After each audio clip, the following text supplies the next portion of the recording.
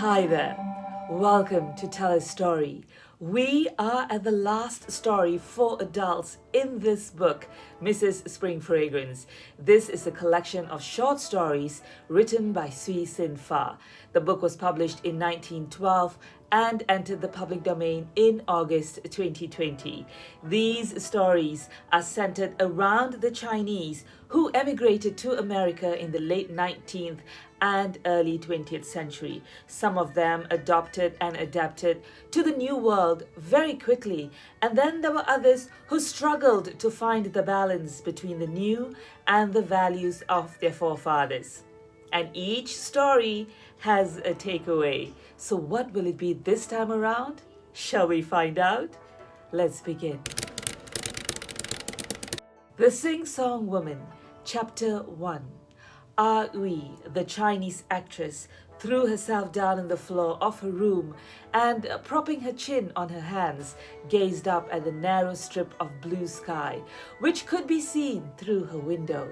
She seemed to have lost her usually merry spirits. For the first time since she had left her home, her thoughts were seriously with the past, and she longed with a great longing for the Chinese sea, the boats, and the wet blowing sands.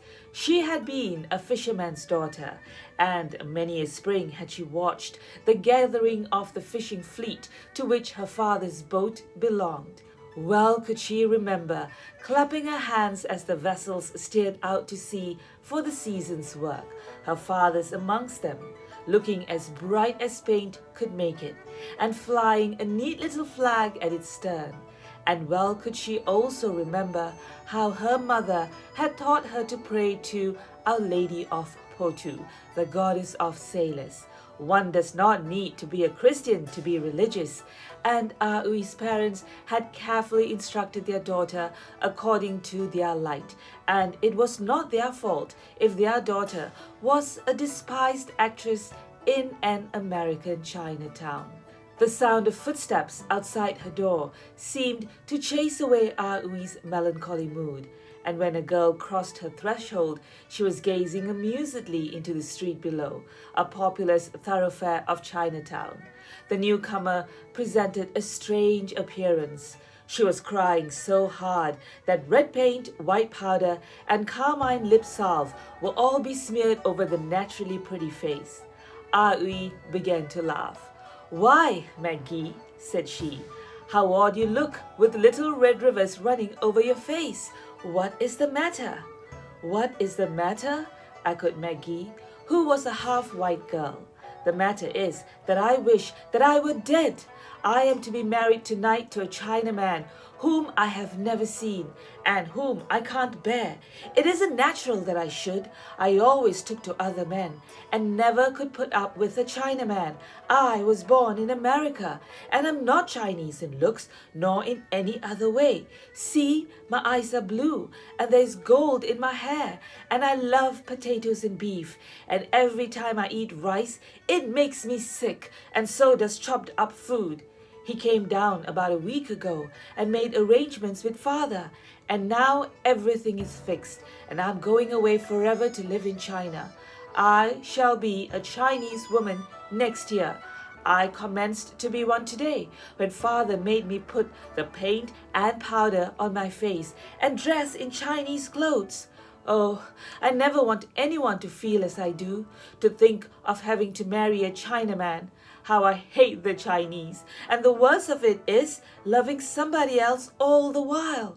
The girl burst into passionate sobs. The actress, who was evidently accustomed to hearing her compatriots reviled by the white and half-white denizens of Chinatown, laughed, a light, rippling laugh. Her eyes glinted mischievously. "Since you do not like the Chinese men," said she, "why do you give yourself to one? And if you care so much for somebody else, why do you not fly to that somebody?" Bold words for a Chinese woman to utter, but Ui was not as other Chinese women, who all their lives have been sheltered by a husband or father's care. The half-white girl stared at her companion. "What do you mean?" she asked. "This," said Aui.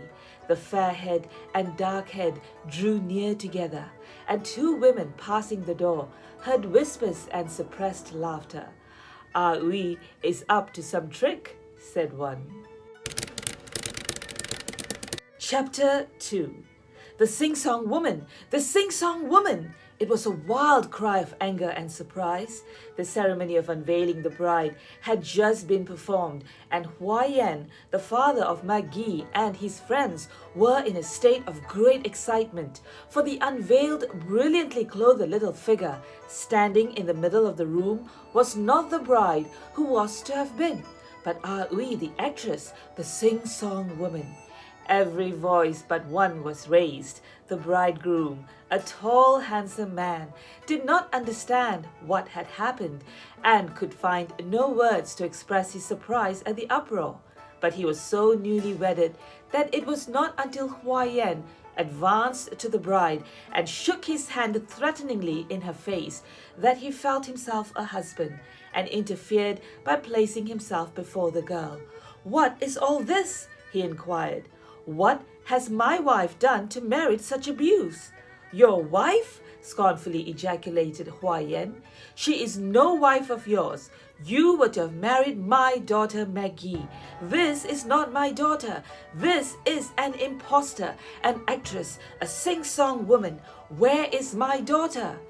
Aui laughed her peculiar, rippling, amused laugh. She was in no wise abashed, and indeed appeared to be enjoying the situation. Her bright, defiant eyes met her questioners boldly as she answered, "Maggie has gone to eat beef and potatoes with a white man.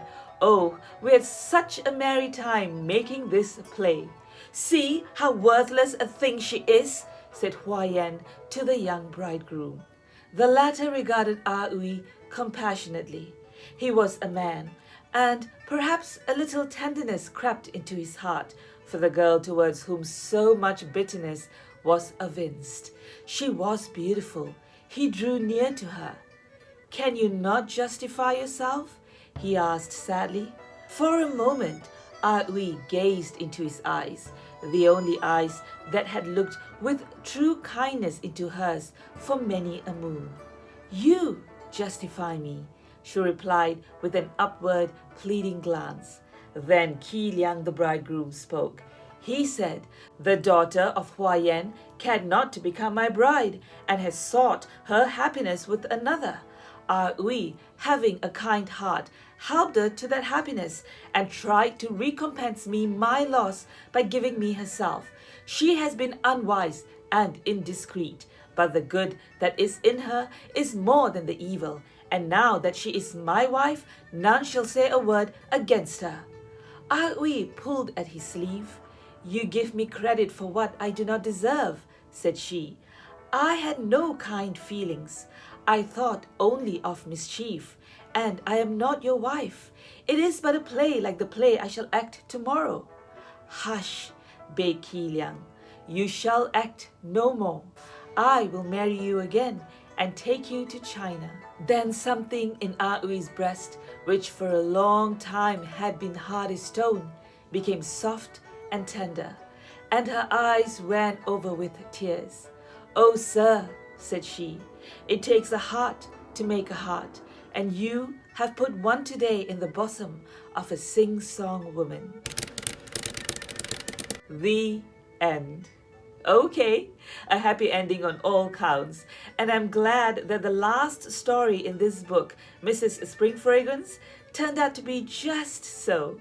If you would like to read all the stories yourself, you can look out for the ebook online as it has entered the public domain.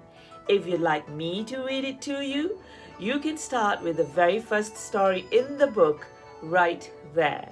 You will find them all interesting, for the author Sui Sin Far has made sure to include a takeaway in every single one of her stories. What was your takeaway with this one? Would love to know. Thank you so much for joining me today. I will look out for you in the next video. Till next time, go grab a book to read or a pen to write and let your imagination take you anywhere. Be anyone, do anything.